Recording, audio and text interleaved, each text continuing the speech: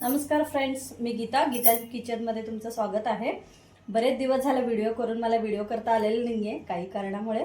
आता म्हटलं चला आज तुम्हाला बिशीबेळी भात दाखव। चला तर मग त्याला लागणारं साहित्य बघूया आपण।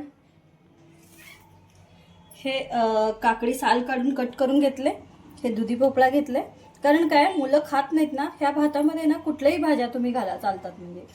आणि हे घेवड्याचं शेंग घेतले, बटाटा आणि मटार आणि लाल मिरची, टोमॅटो, उडीद डाळ, हरभरा डाळ आणि हे वरण शिजवून घेतले आणि भात। तेल तापलेलं आहे, मग आपण काय करायचं, फोडणी करायच्या आधी हे डाळ हे करून घ्यायचं, असं तळून घ्यायचं।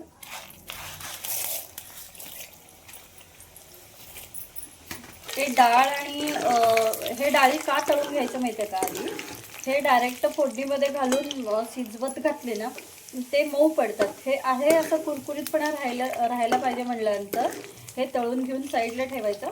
सगळं भात झाल्यानंतर मग ते त्याच्यामध्ये घालून ठेवून टाकायचं, म्हणजे आहे तसं कुरकुरीत छान राहतं। असे छान लालसर काढून घ्यायची डाळ।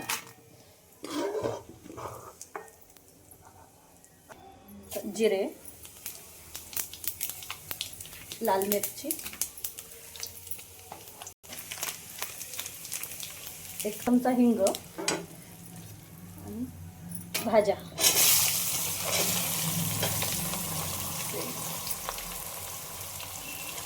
माझा बटाटा उखडलेला आहे त्यामुळे मी नंतर घालते, ते परतून घालायचे। बटाटा घालते, मटार, टोमॅटो, छान सगळं परतून घ्यायचं भाज्या। आता आपण हळद घालूया। मीठ हे भाज्या परततानाच घालायचं, म्हणजे भाज्या लगेच मऊ पडतात ते। चवीनुसार मीठ। हे बिशीबेळी मसाला, आता तुम्हाला मसाला मी दाखवीन एकदा। आता तुम्हाला लगेच भात करायचा असेल ना, तुम्ही सांबर मसाला यूज करू शकता। आणि लवकरात मी बिशीबेळी भाताचा मसाल्याचा व्हिडिओ टाकेन तुम्हाला। हे चिंच कोळून घेतले मी, एक साधारण 2 लिंबाच्या साईज एवढं, कारण माझं थोडंसं भात जास्त आहे त्याचं कोळ घेतले मी। आणि जेणेकरून हे भात कसं आंबट गोड पाहिजे, जास्ती आंबट पाहिजे, जरासं छान टेस्ट छान येते त्याच्यात। बाहेर वगैरे तिरुपतीला वगैरे गेले तर तुम्ही खाल्ला असालच, त्यामुळे तसं छान वाटतं खायला। आंबट गोड असले की छान वाटतं। बघून घालायचं किती आपला भात करायचा, त्यानंतर क्वांटिटी बघून। जास्त अति पण वरण चालत नाहीये, आणि थोडं तरी भात दिसायला पाहिजे। आता ह्याला एक उकळी फुटले ना छान असं, आणि बटाटा घालते मी।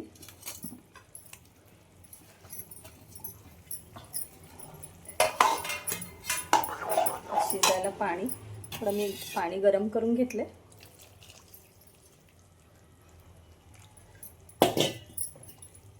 छान असं उकळी आले ना मग भात घालूया आपण। ते चवीला थोडा गुळ।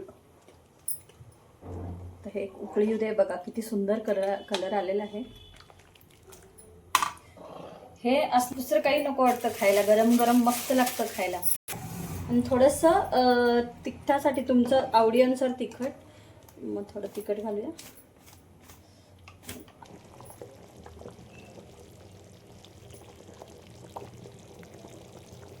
तर छान शिजले, आता भाज्या सगळे शिजले, आपण तेवढं लागेल तेवढं त्याच्यात भात घालूया। आता भात फार गिर शिजवायचं नाहीये, थोडं मध्यमच शिजवायचं, म्हणजे असं टेस्ट छान येतो। फार मऊ झाले की नाही चांगलं लागत नाहीये भात। ते छान असं एक उकळी येऊ दे, हे बघा असं किती छान वाटतंय मला तरी ना। नेहमी बिशीबेळी भात करायला लागले ना, कर्नाटकमध्ये गेल्यासारखं किंवा असं कुठल्या तरी मंदिरात गेल्यासारखं फील येतं, कारण तिथलं ते भाताचा वास वगैरे खूप सुंदर मस्त वाटतंय। आणि हे जास्त असं घट्ट करायचं नाही, असं हेच असं पातळच असायला पाहिजे, म्हणजे कसं आळतं हे वरण असतं ना, त्यामुळे आळतंय। ते जेवढं असं मऊसर असतं तेवढं छान वाटतं ते। चमचाभर तूप सोडूया, छान म्हणजे असं तुपाचा फ्लेवर खूप छान वाटतोय ना। आता भात झालेला आहे. सर्व करून दाखवतो. आत्ताच असं मला तोंडाला पाणी सुटायला लागलंय. खूप छान वाटतंय बघूनच. मस्त गरम गरम. आहा, थंडी बाहेर थंडी आहे अजूनही. एवढं उशीर झालं तरी थंडी भरपूर आहे, त्यामुळे गरम गरम खायला भारी वाटतंय. रेडी झालेलं आहे. गॅस बंद करते. आपण तळून ठेवलेलं हे डाळ घालायचं, म्हणजे आहे तशी कुरकुरीत राहतात ना. दिसते की नाही भन्नाट.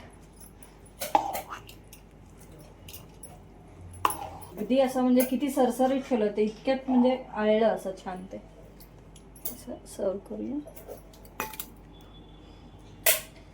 तुम्हाला पण करायचं आहे ना, चला तर मग मस्त तुम्ही पण करायला घ्या आणि गरम गरम थंडीत सगळ्यांना आवडेल.